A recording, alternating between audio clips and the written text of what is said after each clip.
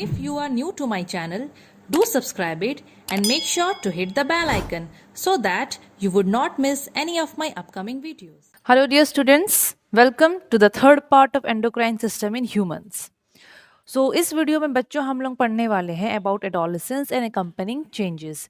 That means adolescence एक topic है बच्चों जो कि बेसिकली अभी जो आपका जो एज है, ठीक है, अभी आप जिस स्टेज में हो, आप लोग अभी सब टीनेजर्स हो, ठीक है, 13 से लेकर 19 ईयर के बीच में, देखो मैं कहाँ स्ट्रेस दे रही हूँ, 13 से 19 ईयर्स के बीच का जो एज होता है ना, that is called what, teenage. और आप सब अभी टीनेजर्स हो, आप सब अभी लाइक 12 के ऊपर ही होगे और 20 से तो नीचे ही होगे, डेफिनेटली 8 क्लास में हो आप लोग, छोटे बच्चे हो, है ना।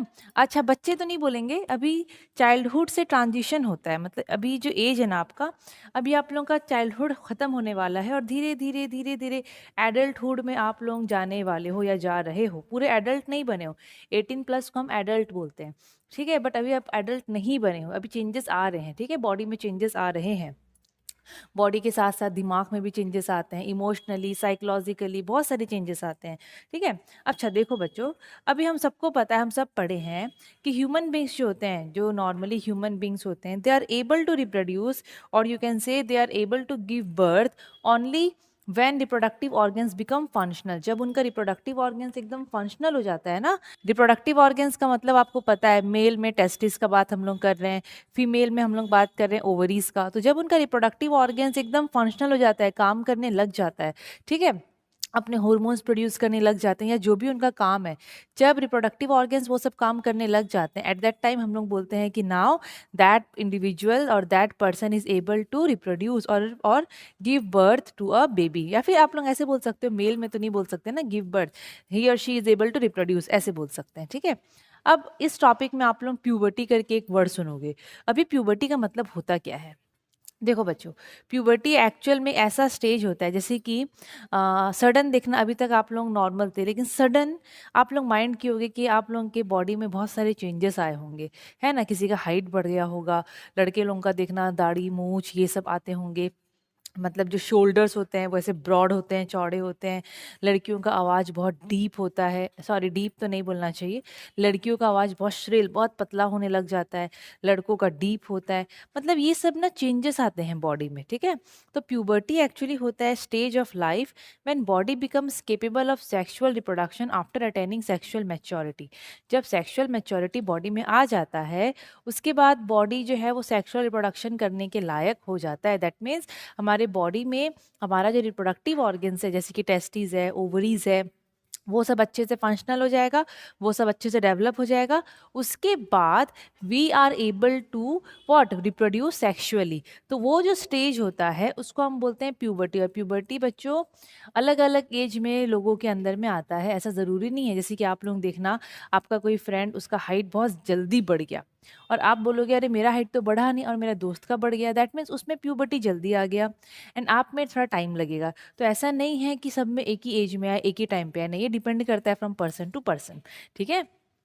गर्ल्स में बॉयज से कंपैरिजन जल्दी आता है puberty. So puberty is attend earlier in girls than boys. Girls में थोड़ा जल्दी आता है, गर्ल्स में चेंजेस डेफिनेटली जल्दी देखने को मिलते हैं। और जो जैसे कि आप लोग एक बहुत सारे क्लास में बहुत सारे स्टूडेंट्स हो, तो आप लोग भी देख सकते हो कि गर्ल्स में बहुत जल्दी ये सब चेंजेस देखने को मिलते हैं।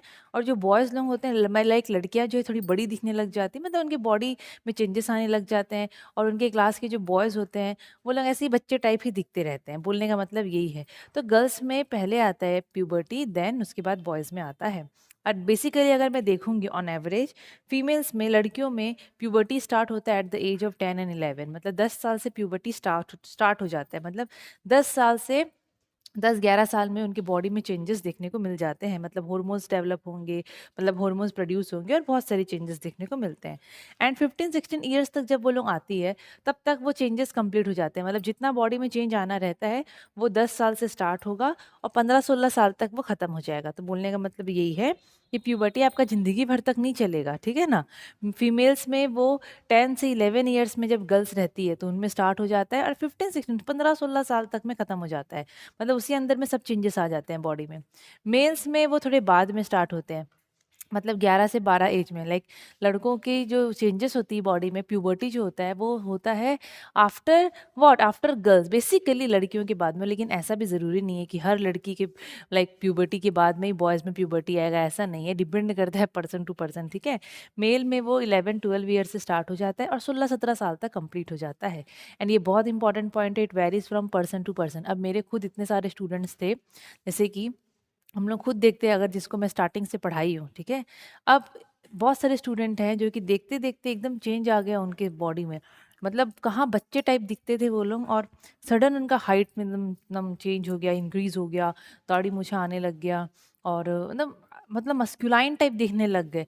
और उसी समय उनके साथ के जो क्लासमेट्स थे, कुछ कुछ कुछ लड़के, वो वैसे के वैसे ही बच्चे ही दिख रहे थे, बिकॉज उनमें प्यूबर्टी नहीं आया था। तो ऐसा नहीं है बच्चों की प्यूबर्टी सबको साथ में आएगा, और इसमें ऐसे कोई शर्म आने वाली बात नहीं है कि अरे मेरा फ्रेंड एकदम हाइट इंक्रीज हो गया, उसकी दाढ़ी मूछा आ गए, मेरे नहीं आ रहे हैं। ये डिपेंड करता है पर्सन टू पर्सन, वेरी करता है, ऐसा नहीं है कि आप में नहीं आएगा आएगा। तो इसमें से मुंह लटका के बैठने का कोई बात नहीं होता है, ठीक है। क्योंकि ये सब चीज़ें ना इस एज में बच्चे लोगों को फील होता है, मैं इसलिए बोल रही हूँ, ठीक है ना। पर ऐसा कुछ भी नहीं है, अपने आप आ जाता है हर चीज़ें। अब हम लोग ये वर्ड पढ़ेंगे एडोलेसेंस। एडोलेसेंस क्या होता है बच्चों, देखो ये जो वर्ड है एडोलेसेंस, ये एक लैटिन वर्ड है, उससे हम लोग इसको डिराइव किए हैं। एक्चुअली एडोलेसेंट का मतलब होता है टू ग्रो अप, बढ़ना। एडोलेसेंट का मतलब होता है बढ़ना। क्या होता है? बढ़ना, ग्रो करना। अभी हम लोग भी कितना ग्रो करते हैं। आप लोग अपना एज को ले लो तो आप लोग देखना कितना ग्रो करोगे अभी, है ना। बॉडी में कितने सारे चेंजेस आएंगे। तो बस एडोलेसेंट हम लोग बोलते हैं टू ग्रो अप। अब ये बहुत इंपॉर्टेंट इसका डेफिनेशन है। एडोलेसेंट का मतलब होता है period of transition from childhood to adulthood. Childhood मतलब वो बचपना जो बच्चों का रहता है, बचपन वाला जो मैं आपको स्टार्टिंग बताई, वहाँ से बच्चे अब धीरे-धीरे एडल्टहुड की तरफ जा रहे हैं। मतलब वो बचपना धीरे-धीरे कम होगा आपका। बचपना इन द सेंस वैसे नहीं, मतलब वो जो आप छोटे-छोटे दिखते थे, ठीक है, एकदम बच्चे टाइप दिखते थे, वो चीज़ जाएगा। और बच्चों बॉडी के अंदर में भी बहुत सारे चेंजेस आते हैं। आप लोगों का बिहेवियर में भी बहुत सारा चेंजेस आएगा। इसी एज में तो धीरे-धीरे मैच्योरिटी आने लग जाती है, ठीक है। सो चाइल्डहुड से एडल्टहुड का जो जर्नी होता है, ठीक है, उसको हम बोलते हैं एडोलेसेंट। और ये कंटिन्यू होता है till the age of 18 to 19। Start हो जाएगा जब आपका प्यूबर्टी आएगा, ठीक है, 10-11 साल में, उसी टाइप से होगा। मतलब उस समय प्यूबर्टी आता है, स्टार्ट हो जाता है। पर ये कंटिन्यू कब तक होता है? 18 से 19 ईयर्स तक। उसके बाद और नहीं होगा, तब तक तो आप एडल्ट हो जाओगे, बड़े हो जाओगे, है ना। अब इस समय एडोलेसेंस में क्या होता है ना, इस स्टेज में बॉडी में बहुत सारे चेंजेस आते हैं। जैसे फिजिकल तो आएगा ही बॉडी में, मतलब दिखेगा आपका फिजिकल चेंजेस, हाइट वाइट बढ़ जाएगा, दाढ़ी मूछा आ जाएगा, जो भी। साइकोलॉजिकल चेंजेस भी आएंगे, दिमाग में भी आपको बहुत अलग सा, मतलब क्या बोलूँ, स्टेबिलिटी। किसी बहुत बच्चे लोग होते हैं ना, साइकोलॉजिकल बिहेवियर बहुत अलग अलग दिखाते हैं। मतलब आगे बताऊंगी आपको तो क्लियर हो जाओगे। हार्मोनल चेंजेस आएंगे। अब बहुत सारे हार्मोन्स प्रोड्यूस होते हैं बॉडी में, मतलब नए नए ऐसे ऐसे हार्मोन्स जो इससे पहले नहीं हो रहे थे। इस एज में आप पाओगे प्यूबर्टी की वजह से ही आपकी बॉडी में ऐसे हार्मोन्स प्रोड्यूस होंगे, ठीक है। तो बहुत सारे हार्मोन्स प्रोड्यूस होते हैं जिसकी वजह से बॉडी में ना बहुत सारा चेंजेस आता है। पिंपल्स पिंपल्स भी फेंकता है बच्चों मुंह में, लाइक एक्ने प्रोड्यूस हो जाएगा, पिंपल्स हो जाएगा फेस में, तो वो सब भी हार्मोन्स की वजह से होता है। मतलब बहुत सारे चेंजेस होते हैं। अब आपका हार्मोन्स एकदम आपके, मतलब ऐसे भी होता है कि जो ऑयल ग्लैंड्स होते हैं, स्वेट ग्लैंड होते हैं, वो एक्टिव हो जाते हैं। ज़्यादा ज़्यादा पसीना आएगा, ठीक है। ऑयल ग्लैंड मतलब स्किन एकदम ऑयली किसी का हो जाता है, मतलब इस टाइप से रहता है। अब देखते हैं सबसे पहले क्या फिजिकल चेंजेस आएंगे। तो फिजिकल चेंजेस में होता है बच्चों सेक्सुअल मैच्योरिटी, ठीक है, increase in height, change in body appearance and change in voice. मतलब ये सब चीज़ें हम लोग देखने को मिलेंगे। सेक्सुअल मैच्योरिटी में क्या है? सेक्सुअल मैच्योरिटी का मतलब है आपके जो बॉडी है, अगर आप मेल हो तो वो मेल सेक्स हार्मोन प्रोड्यूस करेगा, अगर आप फीमेल हो तो फीमेल सेक्स हार्मोन प्रोड्यूस करेगा, ठीक है। उसी को हम लोग बोलते हैं सेक्सुअल मैच्योरिटी। तो मेल लोग जो होते हैं, लड़के होते हैं, वो उनके बॉडी में जो हार्मोन प्रोड्यूस होता है, मेल सेक्स हार्मोन, ये बहुत इंपॉर्टेंट नाम है, उसको हम लोग बोलते हैं टेस्टोस्टेरोन। टेस्टोस्टेरोन। अब ये जो हार्मोन होता है, इसकी वजह से बॉयज़ के बॉडी में बहुत चेंजेस देखने को मिलते हैं। जैसे कि production of sperm, sperm produce होना स्टार्ट हो जाएगा, किसकी वजह से? टेस्टोस्टेरोन की वजह से। डेवलपमेंट ऑफ सेक्स ऑर्गन्स, आपके जो ऑर्गन्स है, जेनिटल पार्ट्स है, ठीक है, बेसिकली मेल में पेनिस होते हैं, उनका डेवलपमेंट होगा। Enlargement of external genital organs, मतलब बाहर की तरफ जो ऑर्गन है वो डेवलप होगा, अंदर में जो टेस्टिस है, ठीक है, वो डेवलप होगा। तो बोलने का मतलब यही है कि सेक्स ऑर्गन्स बाहर से अंदर से हर तरफ से डेवलप होंगे। दूसरा, आपका ये जो हार्मोन होता है वो इसी एज में प्रोड्यूस होता है। मतलब जब आपकी बॉडी में चेंजेस आती है ना एडोलेसेंट के समय में, प्यूबर्टी की वजह से, ठीक है, उसी समय आपकी बॉडी में ये टेस्टोस्टेरोन प्रोड्यूस होगा, प्रोडक्शन ऑफ स्पर्म उसी वजह से होता है। मतलब यही हार्मोन की वजह से स्पर्म प्रोड्यूस होता है, बोलने का मतलब ये है, क्योंकि क्वेश्चन आता है name a hormone which is responsible for the production of sperm in humans, मतलब मेल में, तो आप लोग हार्मोन का नाम लिखोगे टेस्टोस्टेरोन। और फीमेल का अगर मैं बात करूं तो फीमेल में ना दो हार्मोन प्रोड्यूस होता है, ईस्ट्रोजन, इसको ईस्ट्रोजन पढ़ते हैं, प्रोजेस्टेरॉन, ये है प्रोजेस्टेरॉन, बहुत इंपॉर्टेंट नाम है, ईस्ट्रोजन एंड प्रोजेस्टेरॉन। फीमेल्स में ये दो हार्मोन्स प्रोड्यूस होते हैं। ये दो हार्मोन को कौन प्रोड्यूस करता है? ओवरीज। कौन प्रोड्यूस करता है? ओवरीज, याद रखना, ठीक है। तो ओवरीज जो होते हैं वो ये दो हार्मोन्स को प्रोड्यूस करते हैं। ये है फीमेल सेक्स हार्मोन जिसका नाम है ईस्ट्रोजन एंड प्रोजेस्टेरॉन। अब ये हार्मोन्स जो हैं enable ovaries to release eggs. ये हार्मोन की वजह से ओवरीज जो होता है ना वो एग रिलीज करता है। आप लोग रिप्रोडक्शन इन ह्यूमन चैप्टर पढ़े हो, चैप्टर नंबर 3 है वो शायद, यस। वहाँ पर बच्चों आपको मैं बताई हूँ कि ओवरीज एग रिलीज करता है। तो अगर अगर आप लोगों को वो चीज़ क्लियर होगा ना तो ये लाइन भी समझ में आएगा। तो बोलने का मतलब ये है कि ये हार्मोन्स की वजह से ओवरीज एग रिलीज करता है। अब जो शॉर्ट में क्वेश्चन आ सकता है कि फीमेल्स में ओवरीज जो फीमेल सेक्स हार्मोन प्रोड्यूस करते हैं वो हार्मोन का नाम बताओ। तो एक है ईस्ट्रोजन, एक होता है progesterone. Ovaries start releasing egg, मतलब ये हार्मोन की वजह से ओवरीज जो होते हैं, मतलब जब फीमेल में क्या क्या चेंजेस आते हैं, बोलने का मतलब ये है। तो फीमेल लोग में क्या होती है ना, सेक्सुअल मैच्योरिटी में बेसिकली ये हार्मोन्स प्रोड्यूस हो गया, फिर ओवरीज लोग एग्स रिलीज करने लग जाती है। अगर ओवरीज एग्स रिलीज करती है तो आपको पता है मेंस्ट्रुअल साइकिल मतलब स्टार्ट हो जाता है प्यूबर्टी में, मतलब गर्ल्स में बेसिकली प्यूबर्टी में स्टार्ट हो जाता है। आजकल तो बहुत जल्दी स्टार्ट हो जा रहा है ये साइकिल, पहले जल्दी स्टार्ट नहीं होता था, ठीक है। Then enlargement of breast takes place in female, मतलब ब्रेस्ट मेमोरी ग्लैंड जो होता है फीमेल में वो डेवलप होता है धीरे धीरे। तो वो सब ये हॉर्मोन्स की वजह से होती है, ऐसे ही सेक्सुअल मैच्योरिटी आती है, ठीक है। Then increase in height, height कैसे बढ़ता है देखो बच्चों, मतलब हाइट का क्या यहाँ पर रोल है। अब ये जो एज है एडोलेसेंट्स जो होते हैं, एडोलेसेंट जो ये जो पीरियड है, ठीक है, इस समय क्या होता है ना बॉडी में बहुत सारे चेंजेस आएंगे, लाइक हाइट बढ़ेगा। तो कैसा होता है, जो लेग और आर्म्स होता है, हमारा जो पैर और हाथ है, उसकी हड्डी जो होती है ना वो लंबे होते हैं, लॉन्गेट होते हैं, जिसकी वजह से हम लोगों का हाइट वाइट ऐसे ग्रो होता है, ठीक है। और ये लंबा कैसे होता है? ड्यू टू ग्रोथ हार्मोन, आप लोग पढ़े हो ग्रोथ हार्मोन, हम लोग पढ़ चुके हैं, पिट्यूटरी ग्लैंड ये प्रोड्यूस करता है ग्रोथ हार्मोन। तो वो जो ग्रोथ हार्मोन प्रोड्यूस होता है वो क्या करता है, बॉडी को बढ़ाने में मदद करता है, लंबा उम्बा करने में मदद करता है।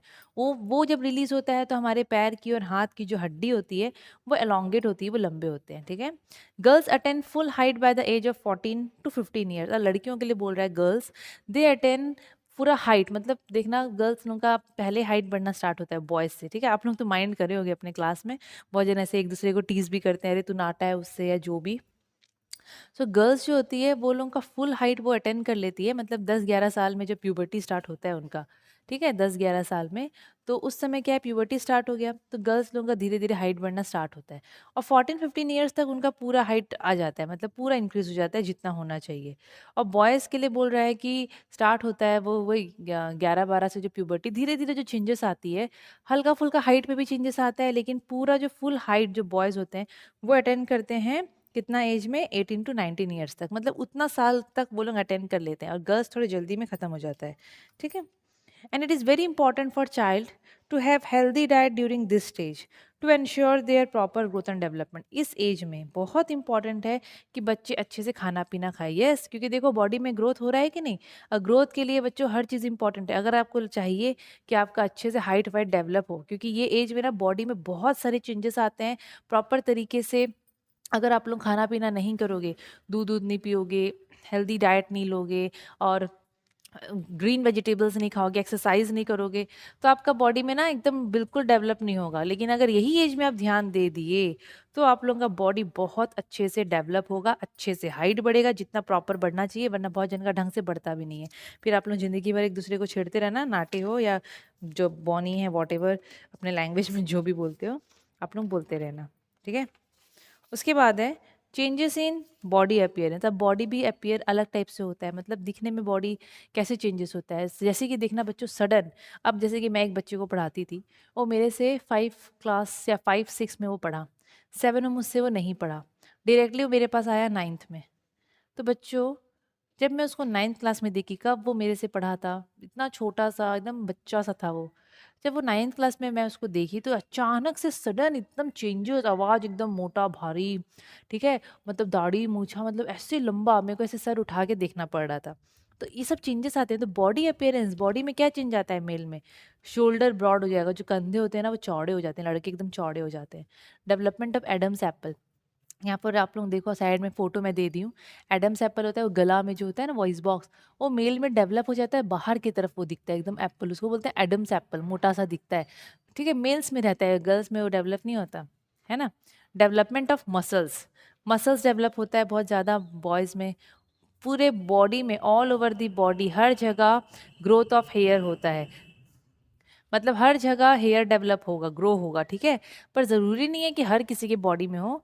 ठीक है, ये चीज़ देखो मैं यहाँ लिखी हूँ, पर ज़रूरी नहीं है कि हर किसी की बॉडी में हो, ये चीज़ भी इंपॉर्टेंट है। किसी में कम होता है, किसी में ज़्यादा होता है। फेशियल हेयर भी आएंगे, बियर्ड, मस्टेचेस, मतलब आपके दाढ़ी मूछ, ये सब भी आते हैं। तो ये सब भी चेंजेस बॉडी में देखो देखने को मिलता है। देन फीमेल्स में वाइडनिंग ऑफ पेल्विक रीजन, देखो यहाँ डायग्राम में, देखो यहाँ पर फोटो में आपको पेल्विक रीजन दिखता होगा, कमर वाला जो एरिया होता है, हिप्स वाला एरिया, कमर भी क्या बोलूँ, हिप्स वाला एरिया। पेल्विक रीजन ना गर्ल्स में डेवलप होता है, मतलब वो वाइड हो जाता है, चौड़ा होता है, वो अपने आप इसी एज से स्टार्ट होता है। ठीक है, बॉयज़ में नहीं होता। Enlargement and development of breast, breast develop होता है। Growth of hairs all over the body, all over the body hairs develop होते हैं, मतलब ग्रो होते हैं। मैं बार बार डेवलप वर्ड यूज़ कर दे रही हूँ, बट वहाँ पर ग्रोथ यूज़ होना चाहिए। ठीक है, देन वॉइस में भी चेंजेस आते हैं। अब देखो वॉइस में क्या चेंजेस आएंगे, अब बेसिकली लैरिंग्स या फिर आप लोग बोल सकते हो वॉइस बॉक्स ग्रो करता है। ठीक है, वॉइस बॉक्स ग्रो करता है।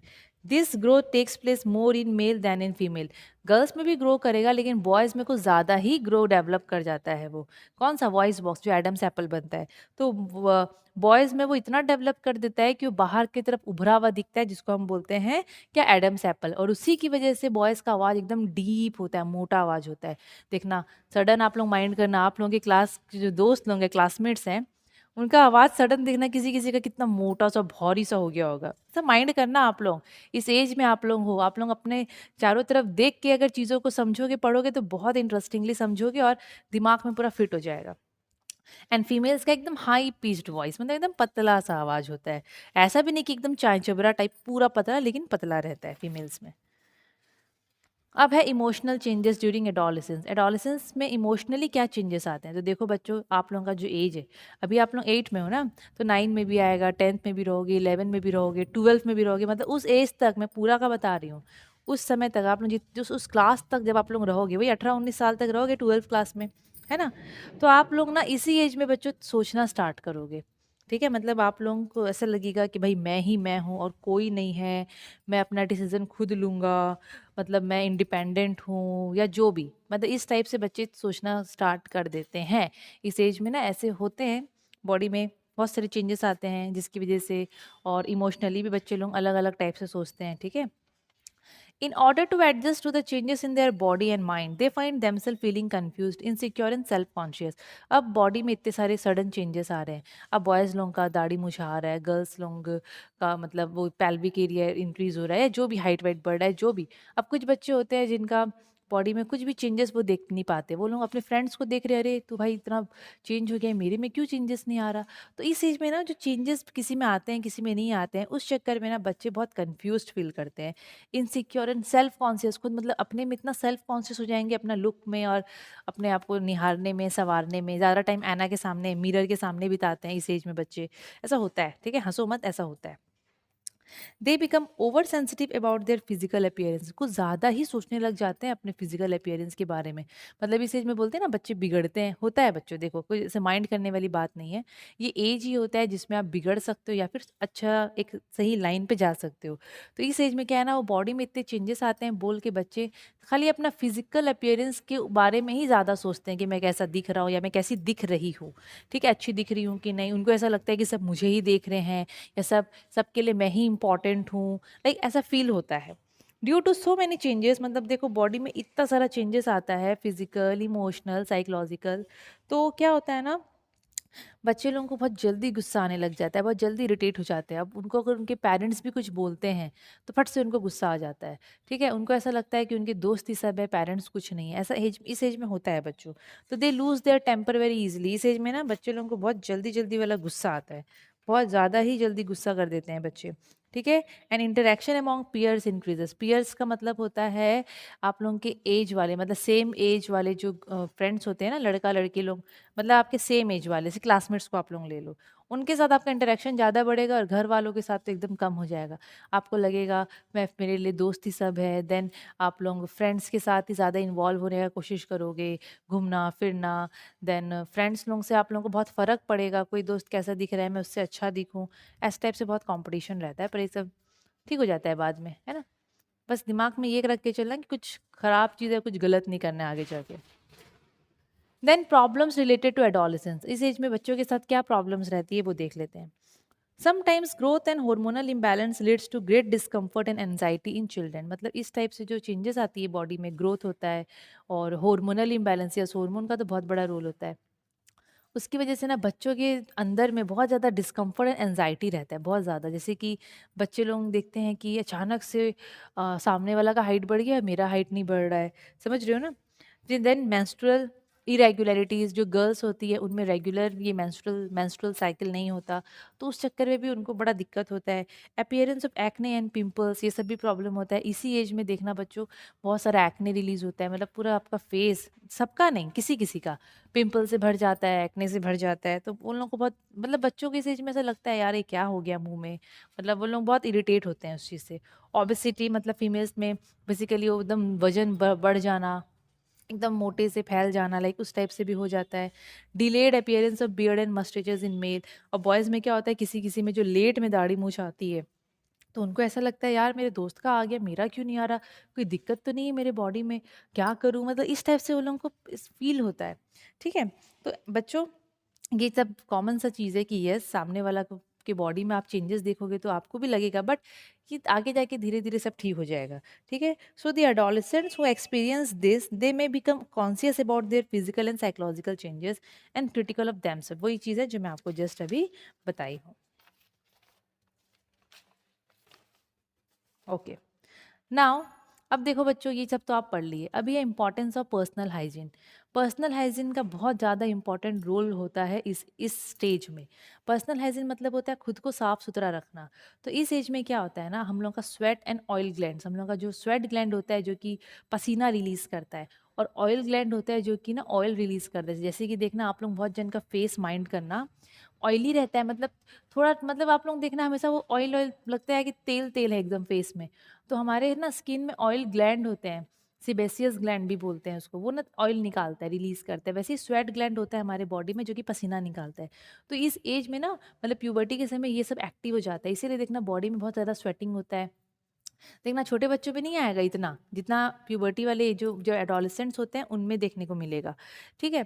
तो यहाँ पर वही चीज़ बोल रहा है कि इस एज में स्वेट ग्लैंड, ऑयल ग्लैंड बहुत ज़्यादा एक्टिव हो जाते हैं, बहुत ज़्यादा, जिसकी वजह से बच्चों में ना बहुत ज़्यादा स्वेटिंग देखने को मिलता है। लेकिन हर किसी के केस में नहीं होगा, मैं वापस से बोल रही हूँ। ठीक है। हर किसी के केस में नहीं होगा, किसी किसी में बहुत ज़्यादा होता है, किसी किसी में नॉर्मल होता है। वाह। और इसकी वजह से क्या है, देखो पसीना आते हैं तो बॉडी में एक स्मेल आने लग जाता है। ठीक है, क्योंकि बैक्टीरिया और वो पसीना दोनों मिलके एकदम बॉडी में एक बहुत ही गंदा ऑडर प्रोड्यूस करते हैं। ऑडर मतलब होता है बच्चों स्मेल, बांस, क्या बोलते हो आप लोग अपनी लैंग्वेज में। ठीक है, foul smell type. Then skin oil gland की वजह से एकदम ऑयली हो जाता है, ऑयल रिलीज करता है, तो ऑयल रिलीज करता है तो एक्ने का चांसेस, पिंपल्स का चांसेस बहुत ज़्यादा रहता है। तो आप लोग कैसे अपना ध्यान रखोगे, सबसे पहली बात, इस ये जो स्टेज होता है ना, इस फेज़ में आपको हमेशा ध्यान रखना चाहिए अपने हाइजीन का। ठीक है, साफ़ सुथरा रहो, टेक बाथ रेगुलरली, अपने बॉडी का ध्यान दो।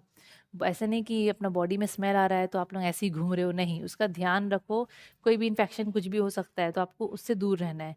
Keep your self clean and healthy, अपने आप को साफ़ सुथरा हेल्दी रखना है, अच्छा खाओ, फिजिकल एक्सरसाइज करो, जॉगिंग कर सकते हो, वॉक वॉक तो बेस्ट होता है, वॉक कर सकते हो, आउटडोर गेम्स खेल सकते हो, बिकॉज इस एज में तो बच्चे बहुत एक्टिव रहते हैं, आउटडोर गेम्स खेलो। ठीक है।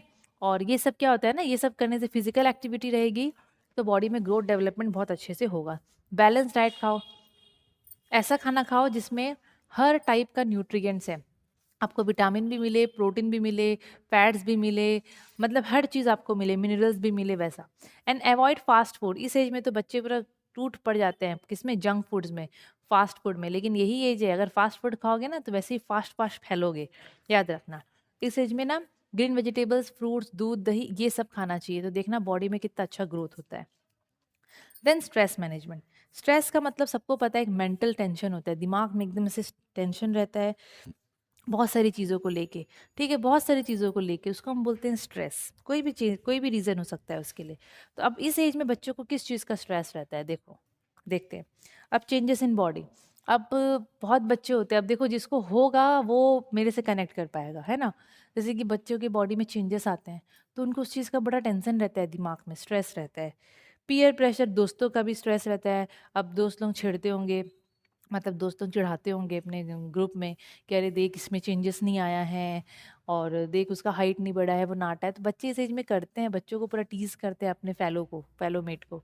पर ऐसे नहीं करना चाहिए। तो दूसरे बच्चों के मन में ना उस चीज़ का बड़ा टेंशन रहता है, एग्जाम का टेंशन रहता है, एकेडमिक्स में अच्छा अच्छा करूँ, लाइक अपने क्लास में अपना परफॉर्मेंस इंक्रीज करूँ, प्रॉपर अटेंशन नहीं मिलता, उस चीज़ का भी बच्चों को बड़ा स्ट्रेस रहता है। अरे मेरा वो दोस्त को तो सब इतना पूछ रहे हैं, मेरे को क्यों नहीं पूछ रहे हैं? तो ये सब चीज़ें होता है, अटेंशन के लिए बच्चे इस एज में बड़ा टेंशन ले लेते हैं।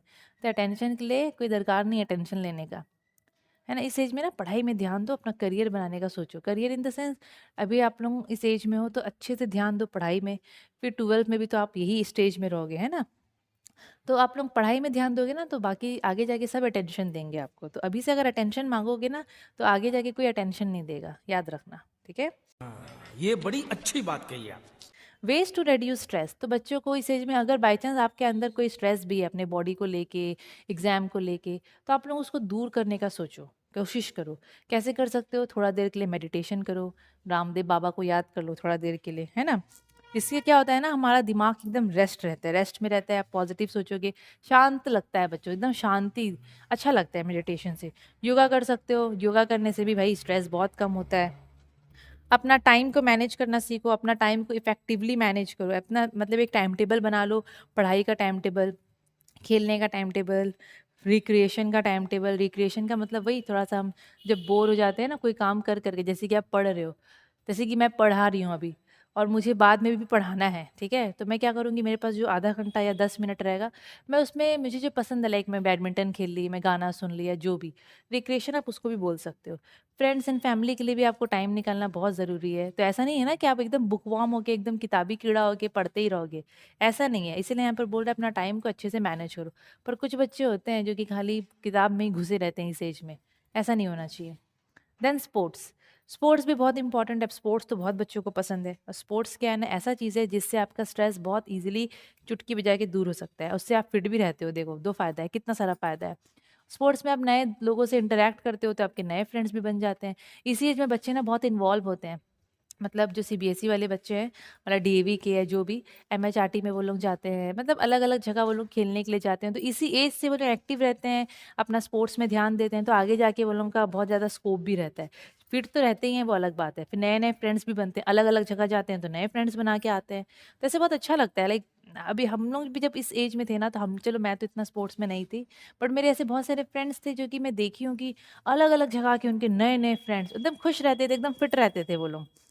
देन हॉबी, हॉबी भी अपना परस्यू करो, बहुत इंपॉर्टेंट है। अगर स्ट्रेस को कम करना है तो हॉबी परस्यू करो। जैसे कि आपको ड्राइंग करना पसंद है तो ड्राइंग करो आप लोग, लेकिन ऐसा नहीं कि दिन भर ड्राइंग करते रहोगे। अरे स्ट्रेस को कम करने के लिए करना है ना? ड्राइंग करना है, गार्डनिंग करना है, डांस सीखना है, घूमने जाना है, साइकिल चलाना है, ये सब करो। देन रेशनल थिंकिंग, मतलब पॉजिटिव सोचो बच्चों। ऐसा नहीं कि कोई कुछ बोल दिया तो उस चीज़ को दिमाग पे या दिल पे लेके बैठ गए, वो कुछ बोल दिया नहीं वो सही बोल रहा है तो आंख बंद करके भरोसा कर लिए, नो। लॉजिकली सोचो, ये सोचो कि सामने वाला कुछ बोल रहा है तो क्या वो सही है? तो अपने से बड़ों को कंसल्ट करो। बेसिकली देखो, इस एज में ना बच्चे डरते हैं अपने पेरेंट्स से बात करने में, मतलब वो लोग फ्री नहीं रहते। उनको ऐसा लगता है कि हम कोई भी बात अपने पेरेंट्स को बोलेंगे तो कहीं पेरेंट्स उनको मारेंगे या फिर नहीं समझेंगे, जो भी। तो इस एज में ना बहुत इंपॉर्टेंट है कि आप लोग एकदम फ्रीली अपने पेरेंट्स से बात करो। पेरेंट्स नहीं तो अपने एल्डर भाई बहन होंगे, उनसे बात करो, क्योंकि इसी एज, यही एज होता है बच्चों जहाँ पर आप लोगों को सही गाइडेंस मिलना बहुत ज़रूरी है ना? तो be logical, scientific thinking adopt करो, डिसीजन को वाइजली लेना सीखो, अपने से बड़ों को कंसल्ट करो। हाँ, इस एज में आप इतने बड़े नहीं हुए हो कि आप डिसीजन ले पाओगे, पर अपने बड़ों को कंसल्ट करोगे तो you can take your decision very wisely. And keep yourself away from unnecessary argument. इस एज में तो बच्चों को ऐसा रहता है, इससे भी लड़ लूँ, अपना हीरोगिरी दिखाऊं, मतलब समझ रहे हो ना, अपना क्या बोलते हैं, रोल दिखाना, बहुत रहता है बच्चों में। तो बच्चों अगर सामने वाला लड़ रहा है, आप लोग देख रहे हो कि 2 जन वहाँ पर लड़ रहे हैं, दूर रहो, लड़ने दो उनको। आपको जाके वहाँ पर ऐसे इंटरफेयर नहीं करना है, तो अपने आप को दूर रहो। दूर रहोगे ना आर्ग्यूमेंट से और बाकी का किचकिच से, तो स्ट्रेस भी नहीं रहेगा ज़िंदगी में। देखो ये आगे आगे जाके भी ये चीज़ बहुत काम आएगा, मुझे याद करना आप लोग, ठीक है? तो आप लोगों का ये चैप्टर बच्चों खत्म हो गया है। एंडोक्राइन सब पार्ट इंपॉर्टेंट है इसमें, आगे के हॉर्मोन्स वाले भी इंपॉर्टेंट है, हर चीज़ इंपॉर्टेंट है और बहुत इजी चैप्टर है। ध्यान से आप 2-3 बार कर लोगे ना, तो आपको मतलब हर दिन आप रिवाइज़ करो, बोलने का मतलब ये है। तो फिर आपको एग्ज़ाम के टाइम पे ना खाली एक बार ऐसे ही देखोगे ना, ऐसे ही एक-एक पेज पलटा के, तो आपको याद रह जाएगा ऐसे, ठीक है? वीडियो अच्छा लगा हो तो लाइक, शेयर, सब्सक्राइब ज़रूर से कर दीजिएगा। Thank you.